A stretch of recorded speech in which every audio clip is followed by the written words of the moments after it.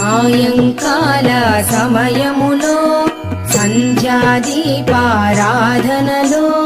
వచ్చును తల్లి మహాలక్ష్మి, వచ్చును తల్లి వరలక్ష్మి.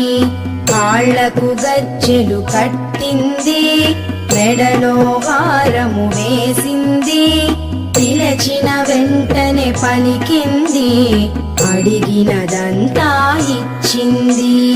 సాయంకాల సమయములో సంధ్యాదీపారాధనలో